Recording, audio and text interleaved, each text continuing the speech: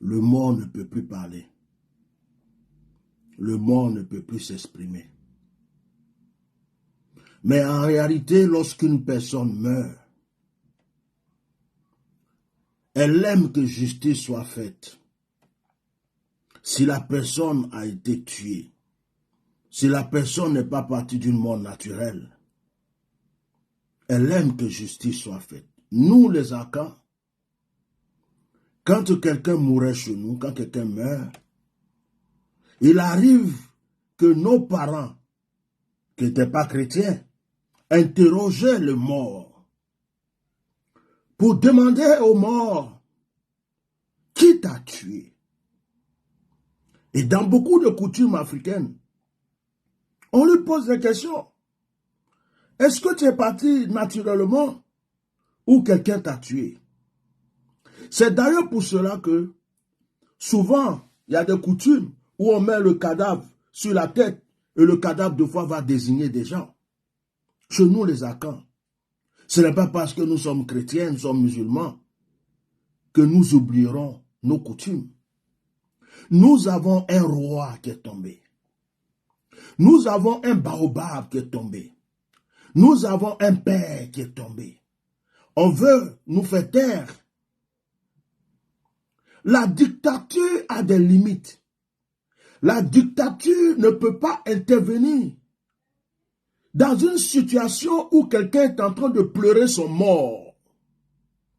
La dictature ne peut pas empêcher une femme de pleurer son défunt mari. La dictature ne peut pas empêcher un enfant de pleurer son père. Et la dictature ne peut pas empêcher un enfant, une femme ou quelqu'un qui a perdu quelqu'un qui lui coûte cher de savoir pourquoi la personne est morte. Henri Konan Bédié ne s'appartenait pas lui-même. Henri Konan Bédié appartenait à tous les Baoulés. Henri Konan Bédié appartenait à tous les Akans. Henri Konan Bédié appartenait au PDCI, RDA. Henri Konan Bédié appartenait à toute une nation. Henri Konan Bédié était le père d'une multitude. Et cette multitude a le droit de savoir pourquoi leur père est parti. On nous dit qu'il avait 89 ans. On nous dit qu'il avait 89 ans. Combien de personnes ont vécu plus que 89 ans, qui sont encore vaillants, qui sont encore vigoureux? Est-ce que le fait d'avoir 89 ans veut dire qu'on doit obligatoirement mourir? Abraham avait quel âge? Aujourd'hui, il y a des gens qui ont 100 ans. En Côte d'Ivoire, on a des personnes qui ne se font pas soigner mieux que Bédié. On a des personnes qui ne mangent pas mieux que Bédié. On a des personnes qui n'ont pas de médecins comme Bédié. On a des personnes qui n'avaient pas la richesse de Bédié, qui sont dans des campements et des villages, qui vivent plus de 100 ans. Bédié avait tout, les médecins. Bédié avait tout pour se faire soigner, pour se faire examiner du matin au soir, pour vérifier si sa santé va bien ou pas. Et on veut nous parler d'une mort naturelle. On veut nous dire, taisez-vous, c'est une mort naturelle. Évitez les conflits, c'est une mort naturelle. On veut nous faire taire. Et ceux qui veulent nous faire taire sont ceux-là qui l'ont tué. Ceux qui veulent nous faire taire sont ceux-là qui l'ont éliminé parce qu'il les dérangeait. Parce qu'il les dérangeait. Bédié était le baobab. Bédié était le baobab qui était arrêté sur leur chemin pour les empêcher de faire leur volonté. Ils ont juré de le tuer.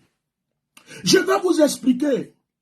Après avoir fait plusieurs de mes directs, beaucoup de révélations me sont venues. Bédié n'est pas mort à l'hôpital. Bédié est mort chez lui à la maison. Partagez ce direct. Bédié est mort chez lui à la maison. Bédié a été empoisonné. Que le monde entier sache aujourd'hui que Bédié a été empoisonné. Bédié a été empoisonné. Et les gens veulent empêcher l'autopsie. La femme de Bédié veut l'autopsie, on refuse. Les enfants de Bédié veulent l'autopsie, on refuse. Le gouvernement a mis sa main sur le corps, comme ils ont fait pour Didier Arafat, comme ils ont fait pour Ouattao, comme ils ont fait pour Ahmed Bakayoko, comme ils ont fait pour Gon Coulibaly. Ils ont mis la main sur le corps pour dire non, c'est mort, c'est une mort naturelle. Comment vous voulez gérer la mort de quelqu'un qui a ses parents, sa femme est vivante, ses enfants sont là, sa famille est là. Et puis c'est vous, de son vivant, vous ne l'avez jamais aimé. De son vivant, vous l'avez poursuivi, pourchassé. Vous avez mis un embargo sur lui, empêché de prendre ses médicaments. Il meurt. Et c'est vous qui venez prendre son corps. Et c'est vous qui dites que vous allez gérer son corps. Pourquoi? Pourquoi? De son vivant, vous n'étiez pas d'accord avec lui. Et à sa mort, vous empêchez sa femme de sortir beaucoup. Vous dites à sa femme de rester dans la discrétion. Vous empêchez ses enfants de réclamer une autopsie. Vous empêchez son entourage de réclamer une autopsie. Et vous leur dites que ce n'est pas la peine, que vous-même là, que ce n'est pas la peine. Vous-même, vous allez gérer ça pour éviter les conflits. Quel conflit? Quel conflit vous voulez éviter? Quel conflit? Qu'est-ce que vous cachez? Qu'est-ce que vous